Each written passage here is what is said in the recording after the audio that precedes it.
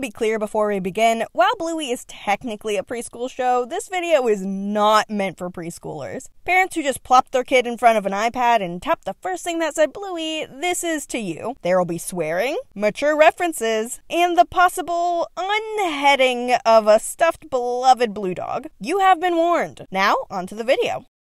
Hello everybody, my name is Micah, and today, get ready for the blue dog that's been sweeping the nation, because today we're making Bluey. But first, we have to thank our commenting overlords, which today is Alex P., who became a lord of the comment section by finding last video's secret word. Your comment makes me feel like a keepy-uppy master for real life.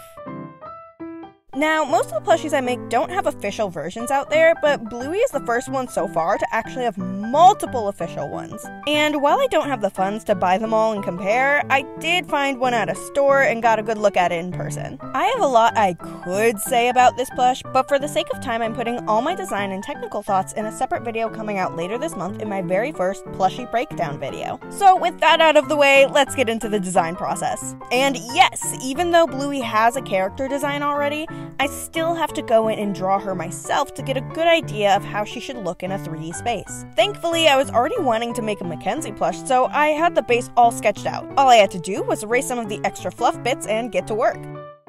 Pause. I'm about to put the color down, but I need to preface it first. I decided to make Bluey's light blue bits white for this plush, and have her mid blue bits be lighter than the show has them. This is for two reasons. One, I really like pastels, and this gives a much softer look. And two, I just didn't have the right colors, and I can't afford to get the right ones all the time, so I worked with what I had. I like to try and make these plushies as source accurate as possible, but in order to do that all the time, I'd need some funding, which is why I'd like to take a real quick moment to thank my patrons. On screen are my Pixie Tier patrons who, along with other benefits, get to enter into plushie giveaways. And for this video only, I'd like to put my lower tier patrons on screen as well. Usually that's a Pixie Tier and above benefit, but I just want to show how much I appreciate all of you. So thank you for making these videos even remotely possible. And now back to your regularly scheduled content.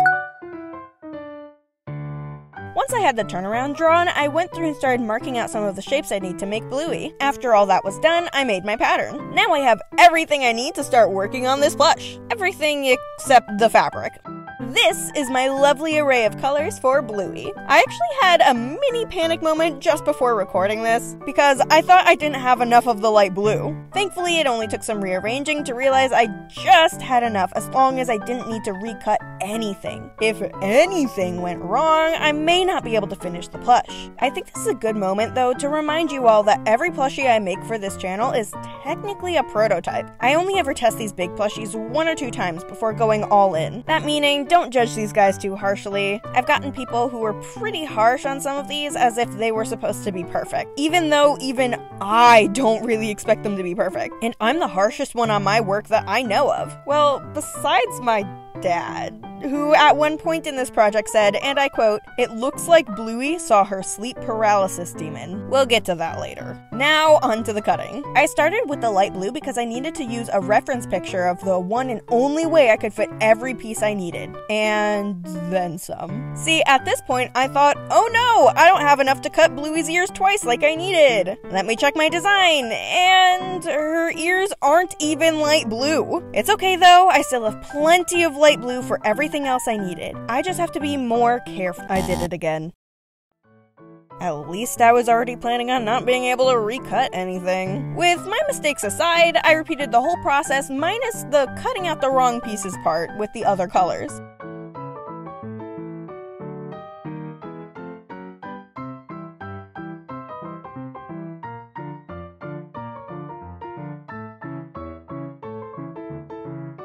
Next, we'll move on to the first round of pinning. I realize some of these camera angles are weird, but I promise I fix it later on. Just bear with me. I had a lot to do, and my 2 brain cells couldn't keep track of the pieces I needed to pin and getting good camera angles. They're just the 2 little guys.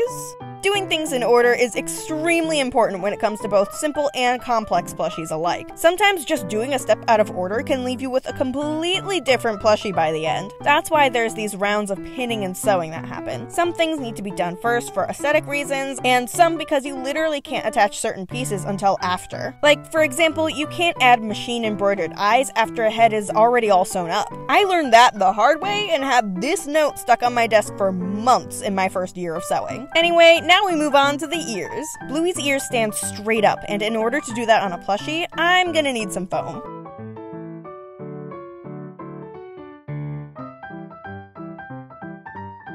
With the foam pieces cut out, I'll attach them under the ears so when they're sewn together, the foam will be attached securely inside. I'll do a bit more sewing here while I let you in on the first half of your secret word. That'll be E-C. Keep an eye out for the second half somewhere later on in the video. Next, I'll attach some legs to the body and cut the all-important arm slits. It may not make sense to you, but those arm slits are the whole reason I can attach these arms cleanly at all.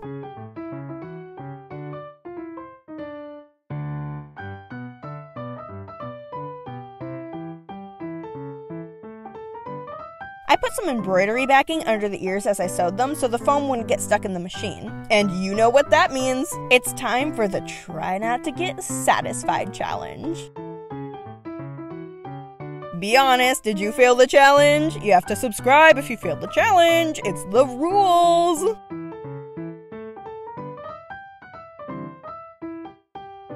Honestly, this should have been my first sign that something was going to go wrong. You may not see it, but the foam in the ears is far too thick. Not only visually, but to sew through that thick of foam will cause issues. But that's a problem for future me. Present me is gonna go ahead and make some more bad decisions, because it's time to put on the eyes. You know how I mentioned my dad absolutely roasting me at like 6 in the morning? Yes, it was that early. That's because of these suckers. I was literally begging the universe to let this work, but as we found out from previous videos, the universe is not fair and kind, and therefore my pleas fell on extremely uncaring ears. Giant, universe-sized ears. I won't force you to watch this whole process since it didn't end up working out. Just know I worked really hard on this, and the fact that future me didn't appreciate my hard work really hurts. I laid out all my face pieces to get an idea of what it all looked like, and I was feeling relatively confident. I was doing finger guns and thumbs up, the universal sign of I'm feeling good about this. I quickly sewed the snout together and put the front of the head on the front of the body and moved on. None the wiser to the fact that in a matter of days, I would have to do the unthinkable. But not before putting my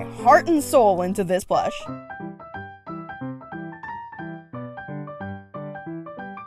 I started pinning the head pieces together, but the extra thick ears were a little troublesome. And as soon as I got it under the sewing machine, things got even worse. The first time I sewed it, everything scooched down because of how thick the ears were, meaning I had to seam rip it and try again. The whole time though, I could barely get the needle through the fabric, which came back to bite me in the butt.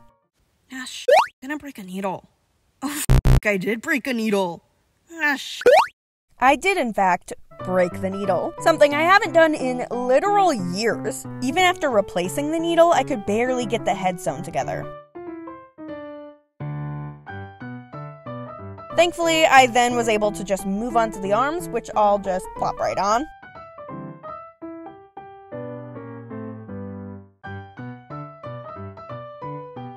I was about to start pinning the body together when I got the nagging feeling of 100 little eyes willing me to fail.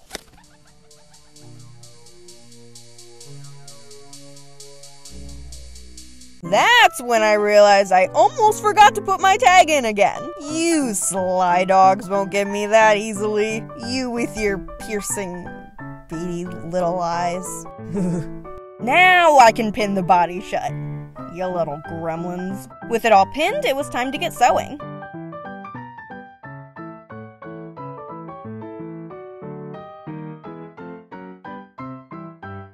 After the body was finished, I had to add the very last pieces, the feet.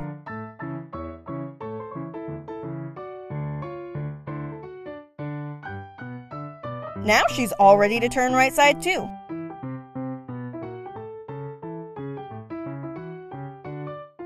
it is now my favorite time of the video, bean time! Partway through weighting the plush, I realized I should stuff the head first to make sure all my struggling earlier didn't mess anything up. And it did catch an issue that I was actually able to fix. Not that it'll matter in a few minutes. I finished weighting and stuffing Bluey before adding on her eyebrows and nose.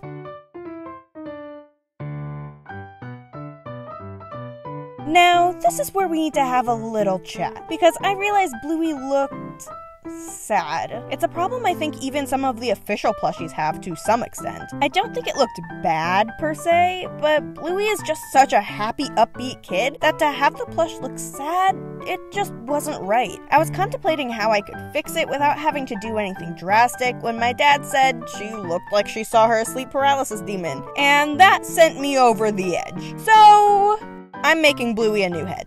You know how I said I didn't have enough of that light blue fabric to recut anything? Well, I dug around in my scrap drawer and was able to find just enough scraps to redo her head, but with one catch. My center dart would have to be turned into a full seam all the way down the snout. There just wouldn't be room to cut what I needed any other way. And now you might be wondering, how are you gonna fix the eyes? And the answer is, dive right back into my comfort zone. I use these happy arch eyes constantly. They're the same eyes I used on the collector and on so many other plushies. I had, just for a moment, considered making Bluey's face like this from the beginning, but I talked myself out of it, saying I need to step out of my comfort zone and stop using the same eye design over and over. Well, screw that noise. The comfort zone is comfy and looks real good on a plush, so that's where I'll be staying this time around. With the eyes decided on, I knew I'd have to decapitate Bluey. Thankfully, I had this handy little seam I could use to... Is it bad that it looks like I'm threatening a children's cartoon character? I'll think about that later. I'll spare you having to watch the full process of remaking the head and just show a quick montage of all the extra hours of work condensed into just a few seconds for your convenience. I stuffed the head on its own to make sure it looked alright before committing to beheading Bluey. And honestly, it's kind of adorable. Compared to the other head, it's giving dog far more and is just overall way cuter. And so I unstuffed Bluey again, turned her inside out, popped off the old head, and snapped on the new one. And now we can finally get to the hand sewing. First up, the thread. We have a light blue, a tan, a white, and a black to sew on all the details. We'll actually start by sewing up this little hole by the snout. I had some issues while making this part, and I decided it would just be easier to sew up the tiny hole by hand after it was stuffed than to risk messing something up on the inside. Then I went ahead and sewed on all the face details. And now is an alright spot to give you your second word half.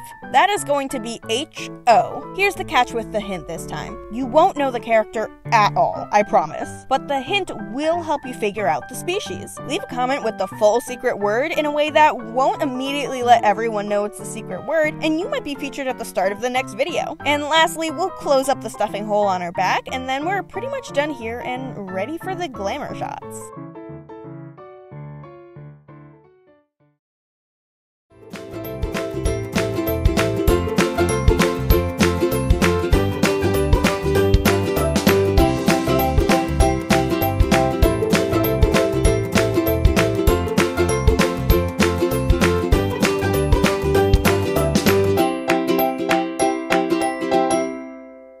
And there she is. Bluey is all done, and I've got to say, I'm loving this one far more than any of the ones available in the store. She's big, she's weighted, and absolutely adorable. I did almost buy a Bluey to compare in person, but I don't actually make any money off these videos right now, so I had to skip it. But that's why my patrons are so important. The more patrons I have, the more I can give back through bigger giveaways and better videos. So once again, thank you to my lovely patrons who make these kinds of videos possible. If you'd like to become a patron, go to patreon.com/SewMicah or click the link in the description to head over to my page. Starting at the same time this video is posted, I'm doing a one-of-a-kind Bluey themed giveaway on my Patreon. On screen are the plushies I'll be giving away this week. This kind of keychain set is usually worth over $40, and you can get it by becoming a patron at the Pixie tier and entering the giveaway. Anyway, that is all from me. Make sure you give this video a like if you enjoyed, subscribe, and hit that bell for more awesome, never-before-seen plushies like this one. I'll have some fun videos over on the right for you to check out in a moment if you'd like, but otherwise, I'll see you all next time. Bye-bye!